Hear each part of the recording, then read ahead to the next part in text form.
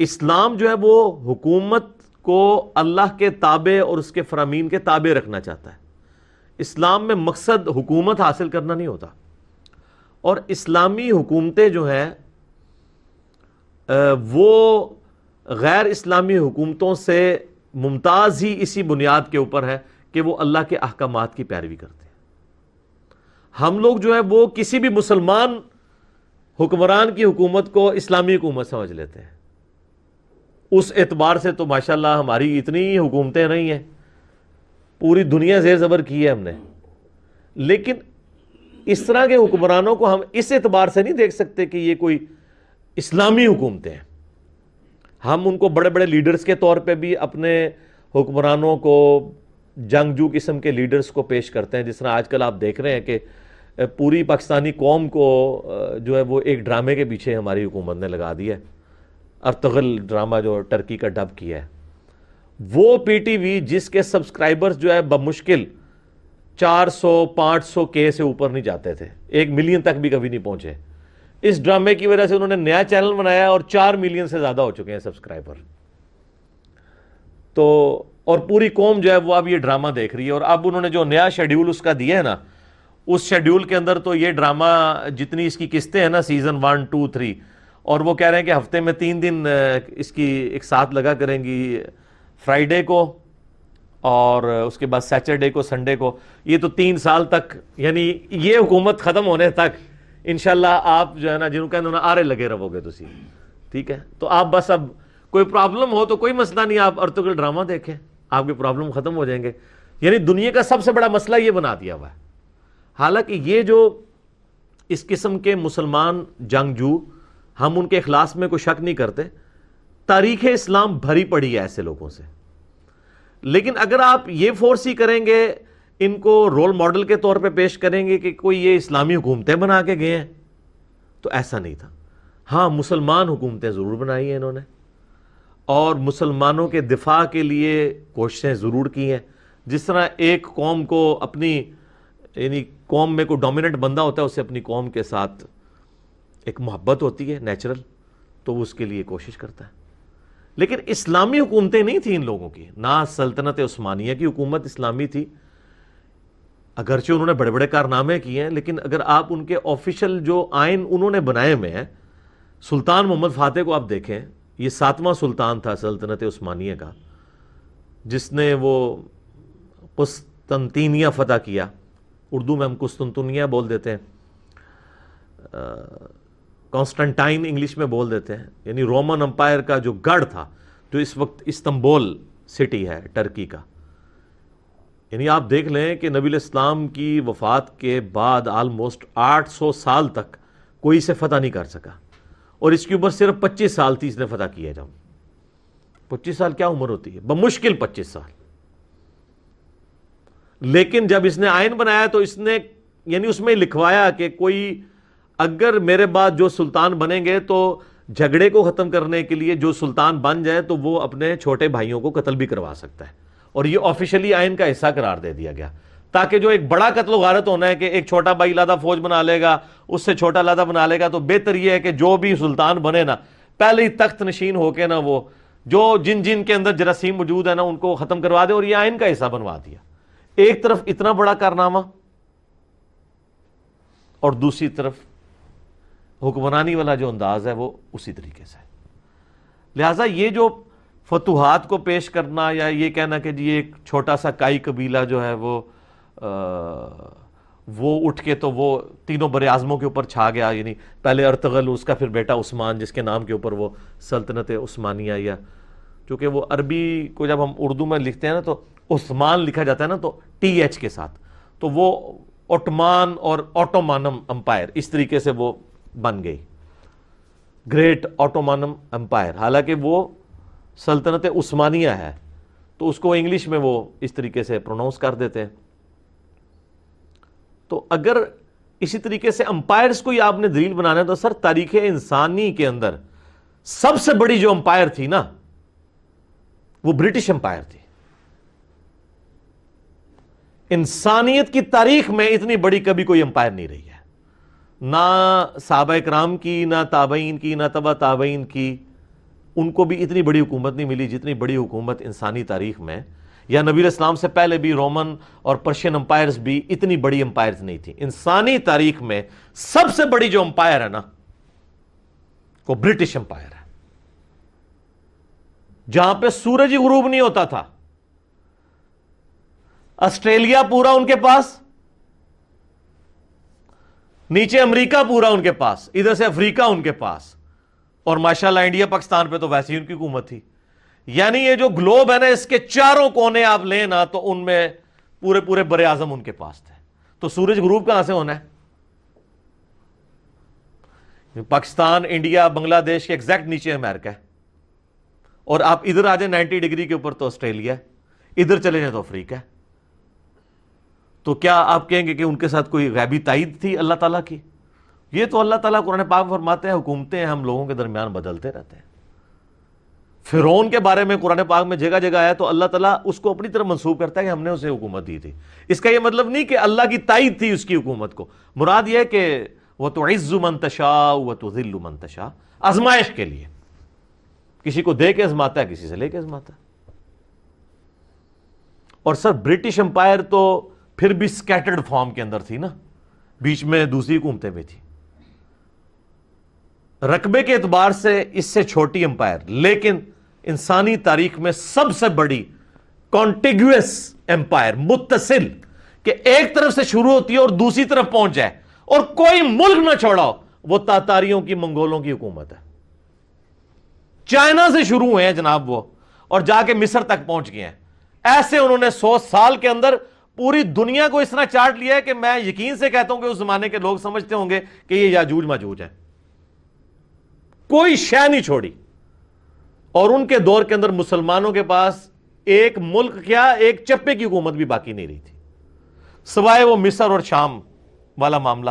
وہاں پہ بھی ہلاکو خان پہنچ گیا تھا، بس این اس ٹائم کے اوپر جو ہے نا ان کا پیچھے سے خان مر گیا تو وہ 3.5 لاکھ کی فوج لے کے واپس آ گیا اور 40,000 کا لشکر وہاں اس نے چھوڑ دیا.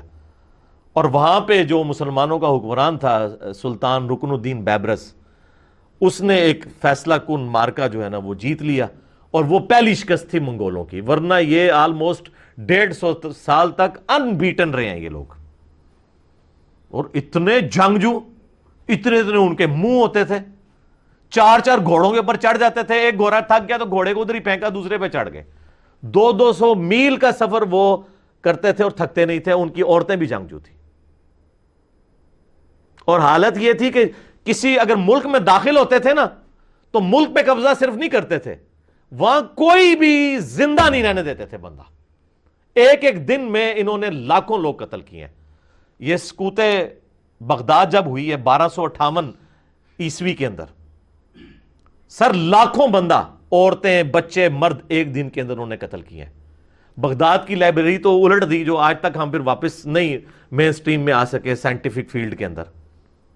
وہ تو کیا ہی کیا ہے، جو لوگوں کو قتل انہوں نے کیا ہے ایک دن کے اندر. اور مسلمانوں کے حکمران جن کو آپ اس وقت کہتے ہیں جی سلطنت عباسیہ کے خلیفۃ المسلمین، وہ عورتوں کے درمیان بیٹھے ہوئے رقص دیکھ رہے تھے اور شراب کی حالت میں بیٹھے ہوئے تھے. اور وہ تاتاری جو ہے ان کے بارڈر پہ آ پہنچے تو یہ اپنا اتنا زیادہ سونا اکٹھا کر کے لے گیا کہ میں ان کو مال دے کے جان چھڑا دوں گا. ان کا ہم نے مال کیا کرنا ہے، ہم تم لوگوں کو نہیں رہنے دیں گے، تو تمہارا مال تو ویسے ہی ہمارا ہے. اور واقعی عذاب الہی مسلمانوں کے اوپر نازل ہوا منگولوں کی شکل میں. اور مسلمان کیا، کوئی بھی نہیں بچا ان سے، کوئی جگہ نہیں انہوں نے چھوڑی. لیکن پھر ظاہر ہے بریک آ کے لگ گئی ان کو مصر سے، پھر آہستہ آہستہ ان کے اندر آپس میں پھوٹ پڑی اور معاملات.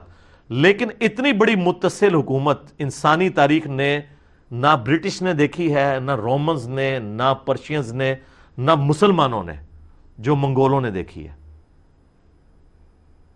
کہ پوری سمجھ لیں جو مین آپ کا یہ ہے نا ایشیا، ساؤتھ ایشیا اور یہ مڈل ایسٹ سے لے کے افریقہ کے بھی کارنر تک، ادھر سے یورپ تک، مکمل طور پہ کوئی ایک چپا بھی نہیں جو انہوں نے چھوڑا ہو.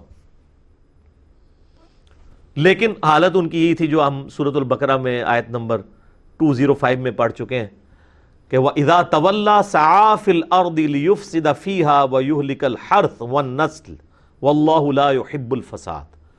ایٹیچیوڈ یہ تھا، قتل کر دیتے تھے. اس لیے آپ دیکھیں کہ اتنی بڑی حکومتیں مسلمانوں سے بڑی حکومتیں ان لوگوں نے اویل کی، چنگیز خان نے اور اس کی اولاد نے، لیکن آج ان کا کوئی فالوور نہیں دنیا کے اندر۔ ہاں صرف آپ ایک ہسٹری کے طور پہ پڑھ لیں، آپ یوٹیوب پہ جا کے لکھیں سیکرٹ ہسٹری آف منگولز، تو آپ کو پتہ چلے گا کہ اس طرح ایک جھونپڑی میں رہنے والا شخص پوری دنیا اس نے فتح کر لی۔ سکندر اعظم تو اس کے مقابلے میں چوزا بھی نہیں تھا، جتنی بڑی اس نے سلطنت فتح کی چنگیز خان نے، لیکن اثرات کوئی نہیں چھوڑے۔ لیکن دیکھیں مسلمانوں کے پاس ایک چپا بھی زمین نہیں رہی تھی، آج دیکھ لیں پھر دوبارہ 57-58 ملک ہیں مسلمانوں کے پاس۔ لیکن یہ نہیں ہوا کہ اسلامک ریولوشن ختم ہو گئی ہو۔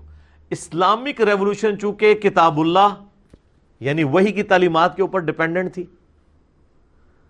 ایک بڑی شخصیت جس نے انسانیت کے اوپر اثرات چھوڑے اپنے اخلاق کردار کی وجہ سے، یعنی محمد رسول اللہ صلی اللہ علیہ وآلہ وسلم، ہمارے ماں باپ ان پہ قربان ہو، تو اس طرح کا لیڈر تو ان ریولوشنز کے پاس تو کوئی نہیں تھا نا، جنگجو تھے۔ اور یہی چیز آپ علیہ السلام کو اور باقی جنگجوؤں کو اس میں فرق کرتی ہے کہ نبی علیہ السلام نے انسانیت پہ اثرات چھوڑے ہیں۔ اس لیے ہم کہتے ہیں کہ انقلاب وہ ہے جو نبی علیہ السلام نے برپا کیا ہے۔ آج دنیا کی ہر گلی میں آپ کو انقلاب نظر آتا ہے۔ آپ کے سارے حکمران آ کے ادھر آپ یہود و نصارہ بٹھا دیں، یہ سارے ملک یہود و نصارہ کو دے دیں، پھر بھی گلی گلی نمازیں ہوں گی، لوگ اللہ کو یاد کریں گے، لوگ قرآن پڑھیں گے۔ یہ ہے انقلاب، جو حکومتوں کے اوپر یا یہ ارطغرل ڈرامے کے اوپر ڈیپینڈنٹ نہیں ہوتے کہ اس طرح کرنے سے حکومت حاصل کر کے کہ آپ کو ریولوشن لے آئیں گے۔ ورنہ اگر حکومتوں سے ریولوشن آتی ہوتی تو منگولوں کی دنیا میں باقیات کیوں نہیں موجود ہیں کہ لاکھوں لوگ ان کے بھی فالوور ہوں؟ کوئی نہیں۔ برٹش بھی دیکھیں کدھر سورج ہی غروب نہیں ہوتا تھا، آج جناب پاکستان کے ایک صوبے جتنی جگہ ہے ان کے پاس، کیوں جی اتنی ہے نا، کیا حالت رہ گئی ان کی۔ لیکن انقلاب وہ جو نبی علیہ السلام نے برپا کیا، اس چیز کو ایمفسائز کرنا چاہیے۔ یہ یعنی یہ تلوار کے زور کے اوپر یہ کہنا کہ جی وہ اتنی فتوحات کر لیں، تو یہ تو بھائی میرے یہ تو فتوحات کچھ بھی نہیں ہے جو ٹرکس نے کی ہیں، جو منگولوں نے کی ہوئی ہیں، اگر یہی کرائٹیریا بنا لیا جائے۔ اور یہاں پہ دیکھ لیں، جب ہم لوگوں کو کہا کرتے تھے نا یار یہ جو عمر سیریز بنی ہے سیدنا عمر کے اوپر، تو یہ دیکھیں آپ عرب والوں نے جو قطر والوں نے بنائی ہے، اہل سنت نے، یوسف القرضاوی حفظہ اللہ تعالیٰ، آلموسٹ 90 ایئرز ان کی ایج ہے، وہ اس کے کنسلٹنٹ ہیں، اور ان کے شاگرد دنیا میں سب سے بڑے اسلامک ہسٹورین ڈاکٹر علی سلابی، وہ اس کے کنسلٹنٹ ہیں۔ یہ وہ علماء ہیں کہ جن کے پائے کا کوئی عالم نہیں ہے دنیا میں، حدیث میں، تاریخ میں، قرآن کی تفسیر میں، یہ بڑے لوگ ہیں۔ مفتی اعظم قطر ہیں یہ یوسف القرضاوی صاحب۔ ان لوگوں کی کنسلٹنسی کے اندر یہ فلم بنی ہے جس میں ٹرو اسلامک ریولوشن دکھائی گئی ہے۔ اس وقت مولوی کہتے تھے جناب یہ کیا جی، یہ لوگوں کو فلمیں دیکھنے کا مشورہ دے رہا ہے۔ آج وہ سارے کے سارے مولوی صرف اس لیے کہ سلطنت عثمانیہ جو ہے وہ چونکہ فقہ حنفی پہ مبنی تھی، اب وہ ان ڈراموں کے فضائل بتا رہے ہیں۔ آپ دیکھ لیں بریلویوں کے، دیوبندیوں میں نام نہیں لیتا، سارے مفتی سامنے آ گئے، اور وہ لوگوں کو ارطغرل ڈرامے کے فضائل و برکات بتا رہے ہیں کہ جی اس سے تو بڑا جناب وہ جو ہے دنیا پریشان ہے اس کی وجہ سے، یہ کیا ہو گیا۔ سر دنیا کو کوئی فرق نہیں پڑتا۔ جس طرح آپ لوگوں کو پتہ ہی نہیں چلا کہ سوشل میڈیا کے ذریعے ہم آپ لوگوں کے گھروں کے اندر داخل ہو گئے ہیں اس دعوت حق کو لے کے، نبی صلی اللہ علیہ وآلہ وسلم کی۔ آج آپ سب چیخ رہے ہیں لیکن آپ سے بات نکل چکی ہے۔ ہمارے پاس کوئی مسجد نہیں، کوئی مدرسہ نہیں، ٹھیک ہے، کوئی سٹوڈنٹ نہیں اس طرح کے جو لانچ کر دیں۔ آپ کے ایک ایک فرقے کے 40-50 ہزار مدارس ہیں، لاکھوں میں علماء ہیں اور ملینز میں سٹوڈنٹس ہیں، وہ سارے ہماری ویڈیوز دیکھ رہے ہیں، اکثریت ان میں سے۔ تو پریکٹیکلی تو حکومت ہمارے پاس تو کچھ بھی نہیں ہے، حقیقت بات ہے۔ ہم تو کسی مسجد میں امام تو بڑی دور کی بات ہے، ہمیں تو مقتدی کی حیثیت سے کھڑا ہوتے ہوئے ڈر لگتا ہے کہ ہمیں کہیں گے بھائی ادھر سے نکلو، لیکن بے تاج بادشاہ بنے ہوئے ہیں۔ کیوں؟ کہ وقت کو بھانپ لیا کہ اس وقت ضرورت کیا ہے۔ تو میرے بھائی اس وقت ارطغرل ڈرامے کی ضرورت نہیں ہے، لوگوں کو اس کتاب کے ساتھ جوڑنے کی ضرورت ہے، اس شخصیت کے ساتھ جوڑنے کی ضرورت ہے جس پہ یہ کتاب نازل ہوئی ہے۔ اس کو بھی اللہ تعالیٰ نے سورۃ البقرہ میں فرمایا نا، ھدی للناس وبینات من الہدی والفرقان، یہ کتاب وہ ہے جو انسانیت کے لیے ہدایت ہے، کسی ایک گروہ یا طبقے کے لیے نہیں۔ وَبَيِّنَاتٍ مِّنَ الْہُدَىٰ، اور اس میں ہدایت کے روشن دلائل ہیں، وَالْفُرْقَانِ، اور یہ حق اور باطل میں تمیز کرنے والی کتاب ہے۔ اور صحیح بخاری میں حدیث ہے محمد فرق بین الناس، محمد صلی اللہ علیہ وآلہ وسلم بھی لوگوں میں حق اور باطل میں تمیز کرنے والے۔ تو آپ الفرقان اس کتاب، اور یہ کتاب جو کتاب جس کو کہتے ہیں مجسم محمد رسول اللہ صلی اللہ علیہ وآلہ وسلم کی مبارک ذات، اس کے ساتھ لوگوں کو جوڑے، وہ ریولوشن ہے۔ حکومتیں حاصل کرنے سے کچھ نہیں ہوتا، فتوحات کرنے سے کیا ہوتا ہے؟ کچھ بھی نہیں ہوتا۔ باقی جو نیگیٹو اعمال ہیں وہ بھی چلتے رہے آپ کے سامنے کہ کیا کچھ یہ لوگ کرتے رہے۔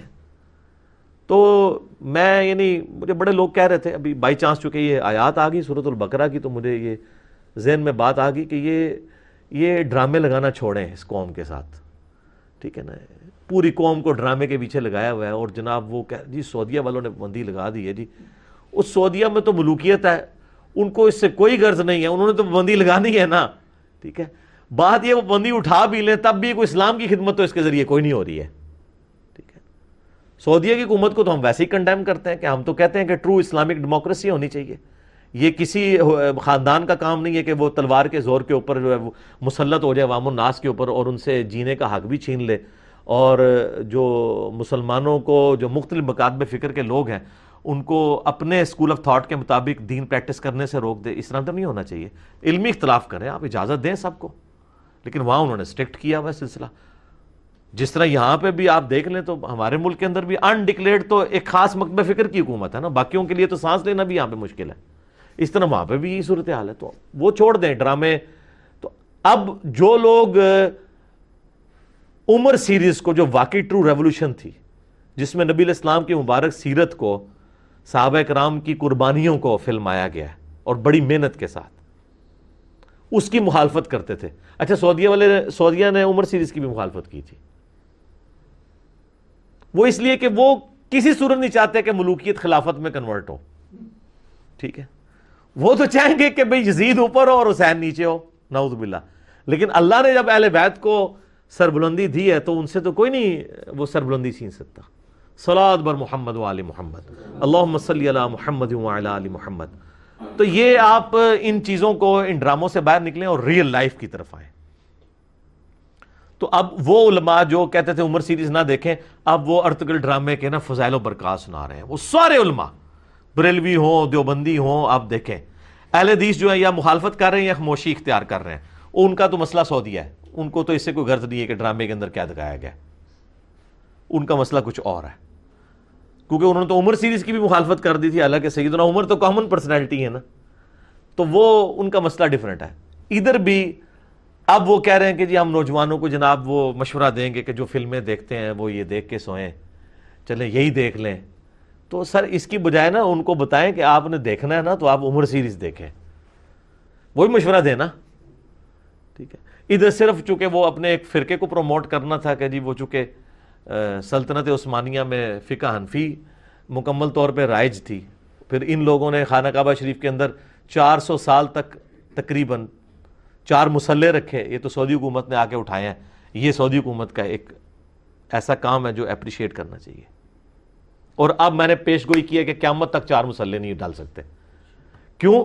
4 کیسے ڈلیں گے؟ حنفی 2 ہیں، حنفی بریلوی اور حنفی دیوبندی، کس کا مصلہ ڈالے گا؟ اور ان کے اختلاف جو ہے وہ کس نوعیت کا آپ کو پتہ ہے۔ تو اب یہ جو لوگ کہتے تھے نا کہ 4 اماموں کے اوپر اجماع ہوا ہے، اسی اجماع کی بنیاد پہ انہوں نے جو ان کا سو کارڈ بند کمرے والا اجماع، اسی اجماع کے بنیاد کے اوپر انہوں نے 4 مصلے حرمین میں ڈالے تھے۔ اجماع ٹوٹ کیسے گیا؟ اجماع پہ تو اللہ کا ہاتھ ہوتا ہے۔ المستدرک الحاکم میں صحیح سند سے حدیث ہے 399 نمبر کہ نبی صلی اللہ علیہ وآلہ وسلم نے فرمایا اللہ تعالیٰ میری امت کو کبھی بھی گمراہی پر جمع نہیں ہونے دے گا، جماعت پہ اللہ کا ہاتھ ہے۔ اگر یہ جماعت پہ اللہ کا ہاتھ ہے اور آپ یہ کہتے ہیں یہ اجماع امت تھا 4 مصلوں والا، یہ ہاتھ اٹھ کیوں گیا اب؟ اور ایسا اٹھا ہے کہ اب دوبارہ ہوگا بھی نہیں۔ کنفرم کر، آپ دیکھ لیں، آپ ووٹنگ کروا لیں۔ دیوبندی بریلوی کیا یہ بھی ماننے کے لیے تیار نہیں ہوں گے کہ 1 سال مصلہ جو ہے وہ حنفی دیوبندیوں کو دے دیا جائے اور حنفی بریلویوں کو 1 سال دے دیا، اس پہ بھی تیار نہیں ہوں گے، کیونکہ ان کے بزرگوں نے جو اسلامی خدمات کر دی ہیں نا، اعلیٰ حضرت نے 1905 میں جو کتاب لکھی ہے اسام الحرمین، جس میں انہوں نے لکھا ہے کہ علماء دیوبند کے بارے میں کہ یہ لوگ بالاجماع اسلام سے خارج ہیں، مرتد ہیں، اور ان کے اسلام میں یعنی ان کے کفر میں شک کرنے والا بھی جو ہے نا وہ کافر ہے، تو واجب القتل لکھ دیا انہوں نے دیوبندیوں کو، کروڑوں کو۔ اور اس کے جواب میں جب 1906 کے اندر خلیل احمد سہارنپوری نے اس کتاب کا جواب دیا تو لکھا المہند علی المفند کتاب لکھی، اس کے اندر انہوں نے لکھا کہ احمد بریلوی اور ان کی جماعت پورا ایک شیطانی لشکر ہے جو ہم علماء دیوبند رضی اللہ عنہم پر حملہ آور ہو گیا، 14ویں صدی کے مولوی رضی اللہ عنہم۔ تو جب اس لیول کا اختلاف ہو تو ایک مسلح حنفی ڈال سکتا ہے؟ تو یوٹیوب پہ میرا ایک کلپ دیکھ لیں، خانہ کعبہ میں 4 مسلح، کیا امام کعبہ حنبلی ہیں؟ تو آپ کو پتہ چل جائے گا۔ اب یہ منہ چھپاتے پھرتے ہیں، کہتے ہیں نہیں وہ بس وہ حکمت کے تحت اٹھا دیے۔ حکمت کون سی؟ اجماع کہاں سے ٹوٹ گیا آپ کا؟ تو اس کا مطلب وہ اجماع نہیں تھا، اجماع نہیں ٹوٹا کرتا، اجماع اور نہ اجماع بدلا کرتا ہے، اجتہاد بدل سکتا ہے، اجماع نہیں بدلتا، اجماع چلتا ہے اسی طریقے سے، اجماع کو کوئی نہیں توڑ سکتا۔